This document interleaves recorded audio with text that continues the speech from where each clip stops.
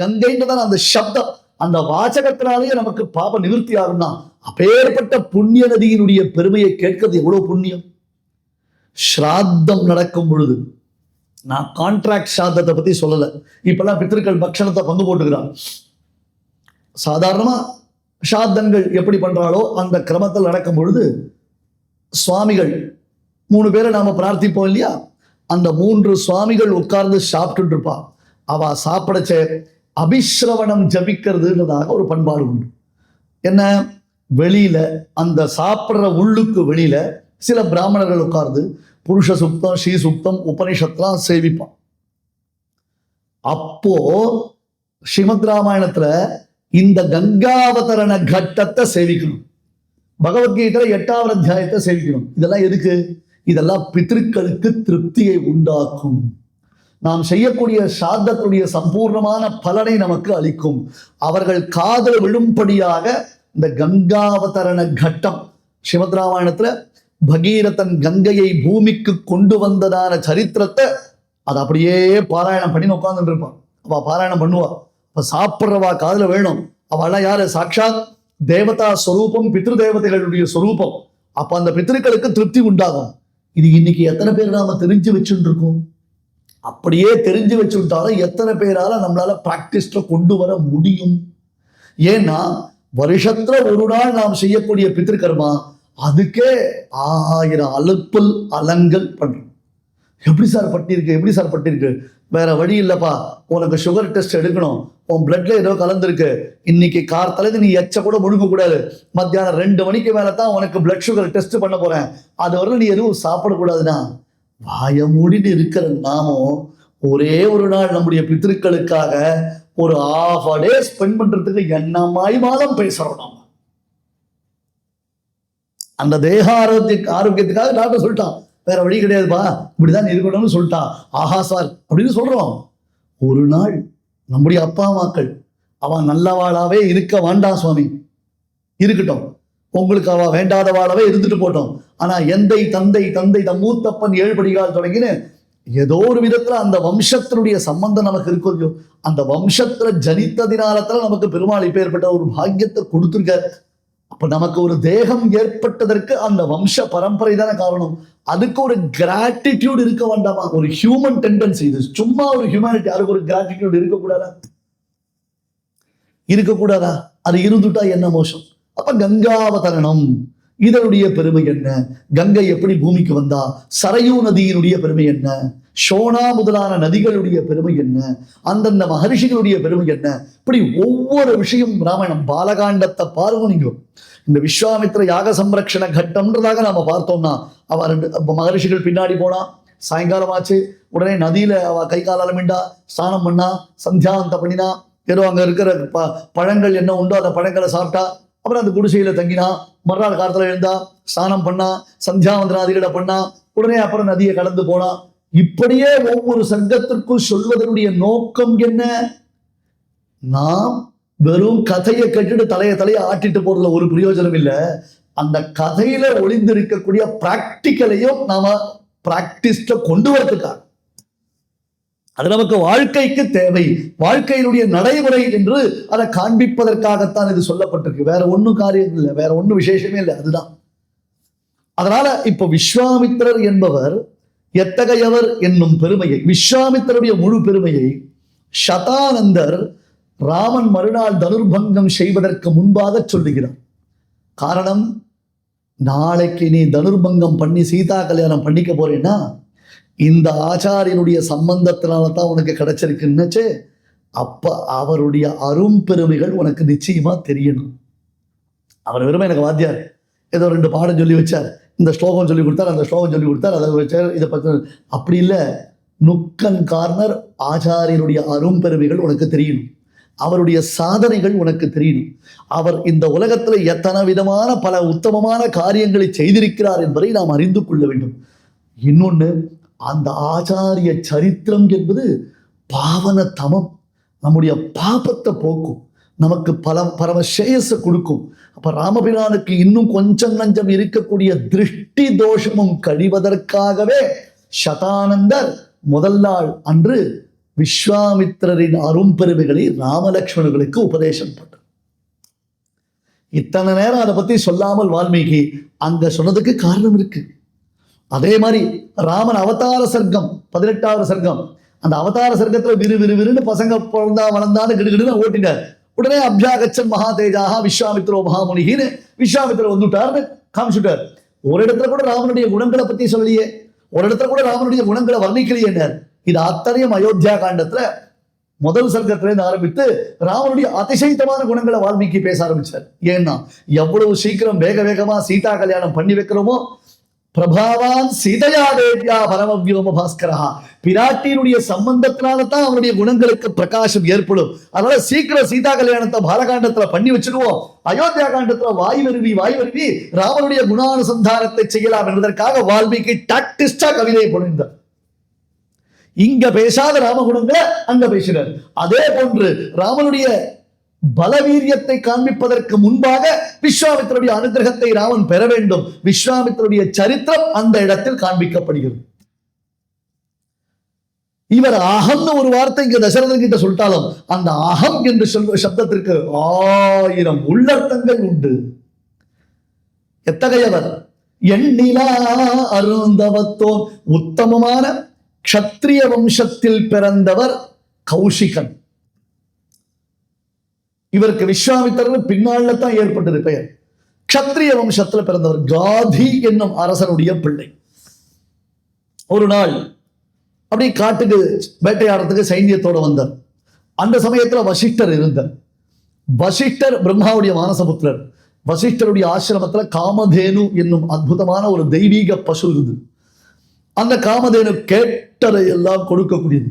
பசுக்கள் மொத்தமா செல்வம். தமிழ்ல மாடு அப்படின்னு பேர்.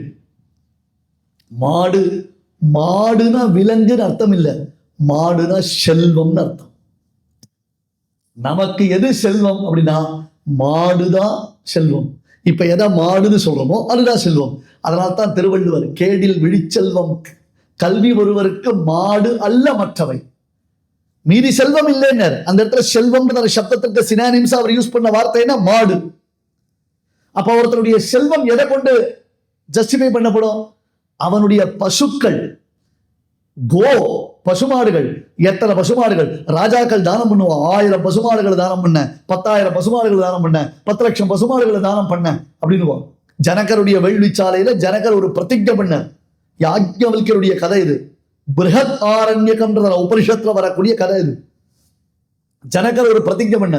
நான் ஒரு கேள்வி கேட்பேன், பிரம்ம லட்சண விஷயமான கேள்வி. அந்த கேள்விக்கு யார் பதில் சொல்றாளோ அவளுக்கு 10,000 பசுக்கள் தானம் பண்றேன்னு ஜனகர் சொன்னார்.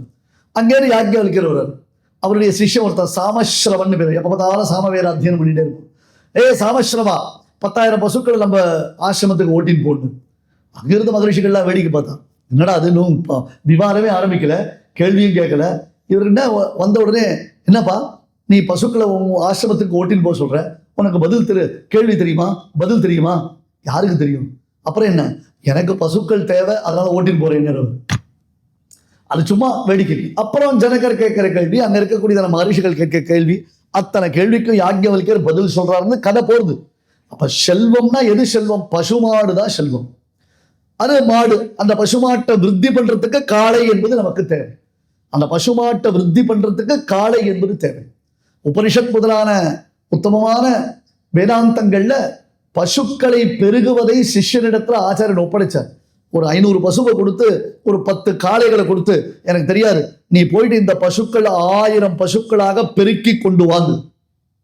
சில பிள்ளைகள் படிக்க லாய்க்கு இல்லைன்னா அந்த காலத்துல சொல்லுவா, நீ படிக்கிறதுக்கு லாய்க்கு இல்லை, மாடு மேய்க்கிறதுக்கு தான் லாய்க்குன்னுவான். படிக்க வந்த பையனை ஆச்சாரியர் என்ன பண்ணார்? முதல்ல மாடு மேய்க்க அனுப்பினார். அவன் போனான் சுவாமி. அவன் போயிட்டு 1000 பசுக்களாக பெருக்கி கொண்டு வந்தான். அப்ப ஆச்சாரியர் என்ன பண்ணார் தெரியுமா இல்லையோ? ஒண்ணுமே பண்ணல. இத்தனை நாள் அவன் மாடு மேய்ச்சிருந்தானே, அந்த சமயத்துல அவனுக்கு என்ன பாடம் சொல்லி வச்சிருப்பாரோ அது அத்தனையும் ஒரே க்ஷணத்துல அவனுக்கு அனுகிரகம் பண்ணிட்டான். அதுதான் அவருடைய அனுகிரகம். அந்த பசுக்கள் பெருகுவதற்கு 5 வருஷமோ 10 வருஷமோ ஆச்சோ இல்லையோ, இத்தனை நாள் இருந்திருந்தாருன்னா அவனுக்கு என்ன பாடம் சொல்லி வைத்திருப்பாரோ அந்த பாடத்தை ஒரு க்ஷணத்துல சொல்லி வச்சுட்டோம். அனுகிரகம், அது விசேஷம். இவர் வசிஷ்டருடைய ஆசிரமத்துக்கு வர்றார் விஸ்வாமித்திரர். அங்க காமதேனு இருக்கு. சதுரங்க சைன்யத்தோட ராஜா வந்திருக்கான், ராஜாவை உபசரிக்கணும், நான் உங்களை உபசரிக்கணும்னு ஆசைப்படுறேன் வசிட்டர். எங்களை எப்படி உபசரிப்பு, எப்படி வாய்ப்பு இருக்கு? நாங்களோ 1,00,000 பேர், யானை குதிரை காலாட்படை தரப்படை தேர்ப்படை எல்லாரும் வந்திருக்கோம், சாப்பிட்றேன்னு சொல்லுங்க, நான் உபச்சாரம் பண்றேன். ஓகே.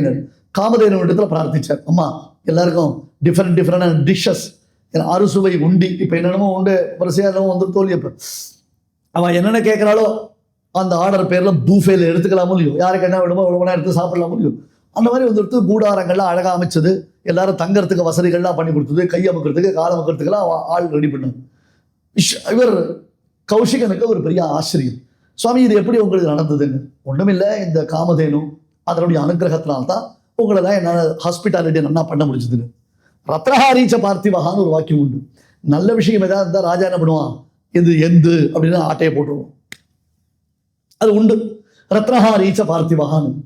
அப்போ சொன்னார் கௌஷிகன், நீரியா ஒரு மகரிஷி தானே, அந்த பசுவை எனக்கு கொடுத்துருங்களேன்னு. ஐயோ, அது எனக்கு ஹோமத்துக்காக. அந்த பசுவினுடைய கிருத்தம், பயசு, ததி, அதனுடைய கோமயம், இப்படி எல்லாம் எனக்கு ஹோமத்துக்காக யூஸ் ஆகும். காமதேவனுடைய பசு சாணத்தை கொண்டு ஹோம குண்டத்தை முழுகுவேன், யாகசாலையை முழுகுவேன். அதனுடைய விரட்டுகளை கொண்டு தான் யாக யஜ்ஞாதிகள் பண்றேன். அதனுடைய பாலை கறந்து தயிராக்கி அதை கடைந்து வெண்ணெய் எடுத்து அதை நெய்யாக்கி யாகத்துல ஹோமத்துல உபயோகப்படுத்திட்டு இருக்கேன். அதனால இது தரமாட்டேன்னு. உமக்கு என்ன சுவாமி பிரச்சனை, உமக்கு 10,00,000 பசு தரேன், இந்த ஒரு பசுவை நீ எனக்கு கொடுத்துரும், 10,00,000 பசுவை கொடுத்துறேன், நீ 10,00,000 நீயே வச்சுக்கோ. அதான் உங்ககிட்ட 10,00,000 பசு இருக்கு இல்லையா, அப்புறம் எதுக்கு இந்த ஒரு பசுவை கேட்கிற, கொடுக்க முடியாது அப்படின்ற வச்சுட்டு கோவம் வந்து விஸ்வாமித்திரருக்கு. கௌஷிகன்னு பேர் அவருக்கு இல்லையா, பிடிச்சி இழுத்தார் அந்த பசுவை. அது கதறித்து, வசிட்டரே என்னை இப்படி அநியாயமா இந்த ராஜா இழுத்துட்டு போறானே, நீர் என்னை ரட்சிக்க வேண்டாமா அப்படின்னு வசிட்டர் சொன்னார். காமதேனு, நான் வாயபடி இருக்கேன்னு நினைச்சுக்காத, உன்னுடைய பலம் உலகத்துக்கு தெரியப்படுத்தணும். எந்த ராஜா அயோக்கியனா அக்கிரமமா உன்னை இழுத்துட்டு போறானோ அந்த ராஜாவுக்கு உன்னுடைய பலத்தை நிரூபணம் பண்ணுன்னு வசிட்டர் சொன்ன உடனே காமதேனுவினுடைய மூச்சிலிருந்தும் அதனுடைய சர்வ அவயவங்களிலிருந்தும் ரோமங்களிலிருந்தும் ஆயிரக்கணக்கான சோல்ஜர்ஸ், யுத்த வீரர்கள் உருவாகி விஸ்வாமித்திரரின் படைகளை அழித்தார்கள். ஆச்சரியப்பட்ட விஸ்வாமித்திரன். அவரிடம் அஸ்திர சஸ்திரங்கள்லாம் பிரயோகம் பண்ண. அஸ்திரம்னா மந்திர பூர்வகமா பிரயோகம் பண்றதுக்கு அஸ்திரம்னு பேரு. சஸ்திரம்னா இந்த cycle chain, soda bottle, cricket bat, hockey bat, அதெல்லாம் சஸ்திரத்துல சேர்ந்து. அமந்திரகமா யூஸ் பண்ற எல்லாமே சஸ்திரம் தான். மிளகாப்படி, பெப்பர் ஸ்ப்ரே கூட சஸ்திரம் தான். ஆனா சஸ்திரங்கள் பிரயோகம் பண்ண ஒன்றும் பிரயோகம் இல்லை. காமதேனும் அது ஜாமுன் இருக்கு. பார்த்தா விஸ்வாமித்திரர், ஓகே பழிக்கு பழி அப்படின்ட்டு உடனே நேர காட்டுக்கு போனார். பரமசிவனை குறித்து உக்ரமானது தபஸ் பண்ண. பரமசிவனை குறித்து உக்ரமான தபஸ் பண்ண பரமசிவன் பிரத்யட்சமான, என்னப்பா வேணுங்க, எனக்கு எல்லா அஸ்திர வித்யாபியாசங்களும் வரணும், நான் யூஸ் பண்ணாத ஆயுதங்கள் இருக்கக்கூடாது, அந்த அளவுக்கு எனக்கு பவர்ஃபுல்லான வெப்பன்ஸ் எல்லாமே வேணும், அனுகிரகம் பண்ணிட்டேன். வந்த திருப்பி வசிஷ்டரை எதிர்த்து யுத்தம் பண்ண. இந்த தடவை வசிஷ்டர் துளி கூட அசால்ட், துளி கூட ஒன்றும் கஷ்டமே படலை, பயப்படவே இல்லை. தன்னுடைய பிரம்மதண்டத்தை அப்படி முன்னாடி வச்ச. பிரம்மதண்டம்னு மகரிஷிகள் கையில் ஒன்று வச்சுட்டு ஜபம் பண்றதுக்காக அந்த பிரம்மதண்டத்தை அப்படி வச்சுட்டார். விஸ்வாமித்திரர் எவ்வளவோ பவர்ஃபுல்லான ஆயுதங்களை பிரயோகித்தாலும் அத்தனையும் இந்த பிரம்மதண்டத்துக்குள்ள புஸ்ஸு புஸ்ஸு புஸ்ஸுன்னு போயிடுது. பெரிய பட்டாசு வாங்கிட்டு அமக்களமா அதை கொளுத்தி வச்சா அதை கடைசியில புஷ் ஆயிடுறது பாருங்க. அந்த மாதிரி இது புஷ் ஆயிடுது, எல்லாம் புஷ் ஆயிடுது. ஏன்? வசிஷ்டருடைய தபோபலம். அதுதான் விசேஷம். அந்த தபோபலத்திற்கு முன்பாக எதுவுமே நிற்க முடியாது. கௌஷிகன் ரியலைஸ் பண்ணார், திக்பலம், க்ஷத்ரிய பலம், பிரம்ம தேஜோ பலம், பலம் என்ன இருந்தாலும் தபஸே தனிதான். தபஸினால ஏற்படக்கூடிய சித்தி அது தனி. நான் இவ்வளவு பெரிய ராஜாவா இருந்து பரமசிவன் ஆராதித்த அஸ்திரங்களை வாங்கியும் அந்த அஸ்திரங்கள் எல்லாம் பிரம்மதண்டத்துக்குள்ள பொசுங்கி போயிடுத்து அப்படின்னா புஷ்ஷன் ஆயிடுத்தேன்னு திக்பலம், க்ஷத்ரிய பலம், பிரம்ம தேஜோ பலம், பலம்னு விஸ்வாமித்திர ராஜ்யத்தை பரித்தியாகம் பண்ணி தன்னுடைய பிள்ளைகள் இடத்துல விட்டுட்டு அதுக்கப்புறம் போய் பல ஆயிரம் வருஷங்கள் கடுமையா தபஸ் பண்ண. உடனே பிரம்மதேவர் சாட்சாத்காரமான. விஸ்வாமித்திரர் கேட்டார், என்ன வேணுங்க? நான் என்னதுக்கு ஆசைப்படுவேன்? எனக்கு தபோபலத்துக்கு ஆசைப்படுறேன். அப்படியா? ஓகே, நீ ரிஷி அப்படின்னு பிரம்மா விஸ்வாமித்திரரை முதல்ல ரிஷின்னு கூப்பிட்டார். சொல்லிட்டு அந்தர்தியானம் ஆயிட்டார். பட் யோசிச்சார் விஸ்வாமித்திரர், இவர் வெறும நம்ம ரிஷின்னு தானே கூப்பிட்டார், ரிஷி போறாதே, இன்னும் அந்த ரிஷியிலே கிரேடு இருக்கே, சாதாரண ரிஷி இருக்கக்கூடாது, அதுல கிரேடு. மறுபடியும் பிரம்மதேவரை குறித்து தபஸ் பண்ணார். தபஸ் பண்ணா அப்படியே தலையில புகை வருது, பூலோகமே 3 லோகங்களும் கிடுகிடுன்னு நடுங்கிறது, தேவலோகம் உட்பட எல்லாம் நடுங்கிறது, எல்லாரும் தவிக்கிறான். இந்திராதி தேவர்கள்லாம் வந்து சொன்னா இவர்கிட்ட, பிரம்மதேவர்கிட்ட. பிரம்மதேவர் மறுபடியும் பிரத்யட்சமானார். என்னப்பா விஸ்வாமித்திரர்? இல்ல, நீர் வெறும ரிஷின்னு கூப்பிட்டு, சரி நீ மகரிஷி அப்படின்ட்டு. இந்த பிரம்ம ரிஷி அவர் பிரம்மா, விஸ்வாமித்திரர் நீ மகரிஷி என்று அவருக்கு ஒரு அனுகிரகம் பண்ணிட்டார். கொஞ்ச நாள் ஆச்சு, இவர் யோசிச்சார், இவருக்கு மகரிஷின்னு சொன்னா போறாதே, மேற்கொண்டு நாம காரியங்கள் பண்ணணுமேன்னு அவர் மறுபடியும் தவம் செய்ய ஆரம்பித்த பொழுதுதான் இந்த ரம்பை, மேனகை இவாளெல்லாம் வைத்து இந்திரன், இந்த கதையை முன்ன பின்ன கொஞ்சம் மாத்திதான் நான் சொல்லிட்டு, இதெல்லாம் விஷயம் விஸ்வாமித்திரருடைய சரித்திரத்தில் நடைபெற்ற சம்பவங்கள். ஏதன் மத்தியில தான் திரிசங்கு என்னும் அந்த மகாராஜா விஸ்வாமித்திரரிடத்துல வந்து சரணாகதி பண்றான். நல்ல ராஜா, இக்ஷ்வாகு வம்சத்துல பிறந்தவன் தான், உத்தமமான ராஜா தான். ஆனா அவனுக்கு ஒரு காரண பெயர் திரிசங்கு, ஒரிஜினல் பெயர் திரிசங்கு இல்ல அவனுக்கு. ஏன் அவனுக்கு திரிசங்குன்னு பேர் வச்சுன்னா, 3 சின், 3 பாபங்கள் பண்ணினா. சங்குனா சின். பகவானுக்கு நிவேதனம் பண்ணாமல் பிரசாதம் சாப்பிட்டான். அது எப்படி பிரசாதமாகும்? பகவானுக்கு நிவேதனம் பண்ணாமல் அந்த அன்னத்தை புஜித்தான். ஒரு 20-25 வருஷத்துக்கு முன்னாடி வரையிலும் இந்த சினிமா, டிவி, சீரியல் எல்லாம் சமையல் காமிக்கும் பொழுது, இந்த கிச்சன் அல்லது கிச்சன் சம்பந்தப்பட்ட காட்சிகளை காமிக்கும் பொழுது என்ன பண்ணுவான், யாரா ஒருத்தர் தளிகை பண்ணுவா, சமையல் பண்ணுவா. அப்போ வீட்டில் இருக்கிற ஒருத்தரை கூட்டு அந்த சமையல் பண்ற பாத்திரத்துலேருந்து கொஞ்சம் கரண்டியில் எடுத்து அவ கையில குத்து, இதுல உப்பு சரியா இருக்கா, காரம் சரியா இருக்கா, புளிப்பு சரியா இருக்கான்னு கேட்டுந்தான். அது 25 இயர்ஸ் 30 இயர்ஸ் பேக்கில் நம்ம சினிமாவில் பார்த்த காட்சி. அப்புறம் 15 இயர்ஸ் முன்னாடிலாம் என்ன பண்ணா அப்படின்னு கேட்டா, அவளே அந்த கரண்டியை எடுத்து இப்படி போட்டு தாங்களே ருச்சிச்சு பார்த்தான். மறுபடியும் அந்த எச்சகையோடய திருப்பி அதை கலர்றது அப்படின்னு காட்சிகள் காண்பிக்க ஆரம்பிச்சான். இப்போ ஜென்சி பசங்களுக்கோசரம் என்ன காட்சிகள் வருதுன்னா, அந்த கரண்டியை விட்டு கலரச்சவே அப்படியே அந்த கரண்டி எடுத்து ருச்சிச்சு பார்த்து திருப்பி அந்த கரண்டியை அது உள்ள போடுறோம். பாக்குறீங்களா இல்லையா? அந்த வித்தியாசம் பாருங்க நீங்க. ஏபிஎன் சுவாமி உபன்யாசத்துக்கு வெறுமை வந்தா போறது, இதெல்லாம் அப்சர்வ் பண்ணிட்டு தான் வரணும்.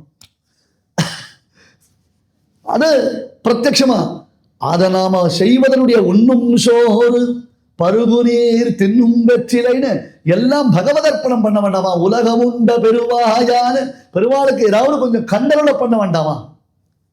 பண்ணிட்டே இருக்குச்சு. அதை அப்படியே அந்த கரண்டியோட எடுத்து அப்படியே உறிஞ்சு பார்ப்பேன். பாருங்க நீங்க, அதை எச்சலோட போட்டதான் பரமம் பவித்ரம். இன்னும் விசேஷமானது, ஒட்டுமொத்தமா எல்லாருக்கும் போய் சேர்றதோ இல்லையா? அது அப்படி ஆயிடுத்து. பகவானுக்கு பிரசாதம் சமர்ப்பிக்காமல் அவன் சாப்பிட்டான்.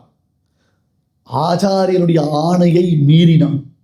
இன்னொருத்தருக்கு நிச்சயிக்கப்பட்டிருந்த பெண்ணை இவன் பலவந்தமாக மனம் புரிந்து கொண்டான். இந்த 3 பாபம் அவன்கிட்ட இருக்கு.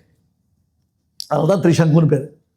அப்பேற்பட்ட மாமன்னனுக்கு ஒரு ஆசை ஏற்பட்டது, இந்த தேகத்தோட சொர்க்கம் போகணும். இந்த தேகத்தோட சொர்க்கம் தசரதாதிகள் போயிருக்கா, ஆனா பர்மனண்டா சொர்க்கத்துல தான் வாசம் பண்ணணும்னு ஆசைப்பட்டான்.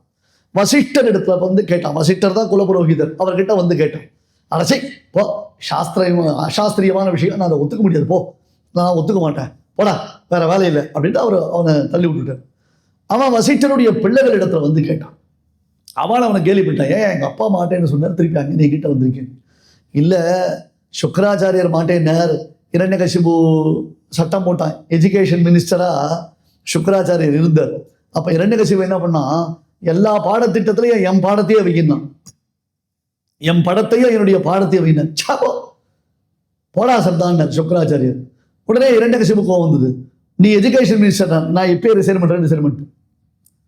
அவருடைய பிள்ளைகள் இருந்தா சண்டாமர்க்கர்கள்னு, அவ காசுக்காக யாருக்கு வேணா ஜாலரா போடுவாவா, என்ன வேணா பண்ணுவாவா. எல்லா பட்டிமன்றத்திலையும் இரண்யகசிபு புகழ்ந்து பேசுறதுக்காகவே பிறந்தவர்களோ சண்டாமர்க்கர்கள். நீங்க 2 பேரும் என்ன, நாங்க 2 பேரும் ரெடியா இருக்கோம் மகாராஜா, நீங்க பைசா கொடுத்தா எங்களுக்கு என்ன பெரிய பதவியும் பைசாவும் கொடுப்போம், என்ன பண்ணுவோம், நாங்க ரெடியா இருக்கோம். எஜுகேஷன் மினிஸ்டரா வந்தான். அந்த மாதிரி திரிசங்கு வசிஷ்டர் அவாய்ட் பண்ணார், ரிஜெக்ட் பண்ணார். போடா சர்தான் அவன் திரிசங்கம் அங்கே வசிஷ்டருடைய பிள்ளைகள் இடத்துல கேட்டான். அவ கேலி பண்ணி சிரிச்சான். ரொம்ப அட்டகாசம் பண்ற, நீ அயோக்கியத்தனம் பண்ற, தப்பு பண்ற, நீ கிளம்பி போ அப்படின்னா அவன் இன்னும் கொஞ்சம் பலவந்தப்படுத்தினான். அப்பாவாளுக்கு கோபம் வந்தது. நீ சண்டாளனாக போக வேண்டியது அவனுக்கு சாபம் கொடுத்துட்டான். அது வரலாம் நன்னாதான் இருந்தான் திரிசங்கு. கடைசியில உடம்பெல்லாம் கருத்து போச்சு, ஒரு மாதிரி விகாரம் ஆயிடுத்து. அவனுடைய ஆபரணங்கள் எல்லாம் இரும்பில் மாறிவிட்டது. இரும்புல ஆபரணங்கள் பூடக்கூடாது, இரும்புல ஆபரணம் போடக்கூடாது. அதனால்தான் வைதீக காரியங்கள்ல பெரியவர்கள் வாட்சு கட்டிக்க மாட்டான். இத சொன்னா வாச்சா மகோச்சரமாயிடும். இது ஒரு சின்ன தர்மம்.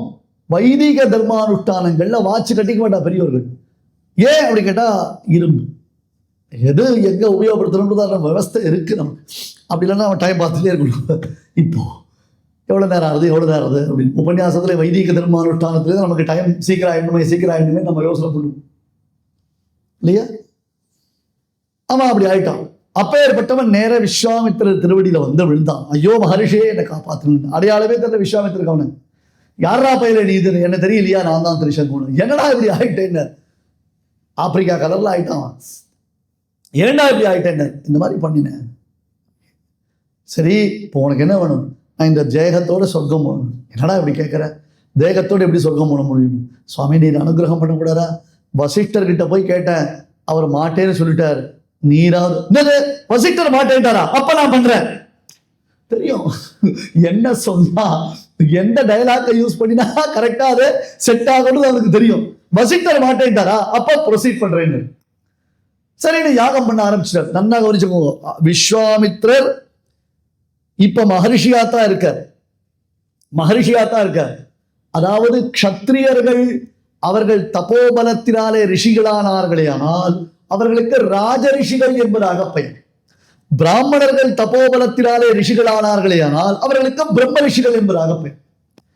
ஜனகர் முதலானவர்களை சொல்லும் பொழுது ராஜரிஷிகள், ஜனகர், அம்பரீஷர், கேகையர், அஸ்வபதி, இதை போன்ற பெரிய பெரிய மகான்கள் எழுந்தொழிருந்தார். அவள்லாம் ராஜரிஷிகள்னு பேர்.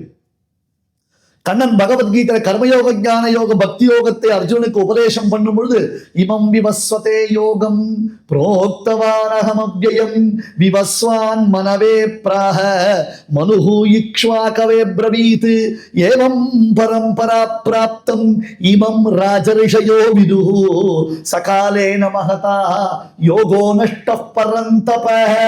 ஏ அர்ஜுனா, இதை, இந்த தர்ம ரகசியத்தை, இந்த சூக்ஷ்மத்தை பிரம்ம ரிஷிகள் எவரும் அறிந்திருக்கவில்லை, ராஜரிஷிகள் தான் அறிந்திருந்தார். பிரம்ம ரிஷிகள் யாருக்குமே இங்க தெரியவே தெரியாது இந்த விசேஷம்.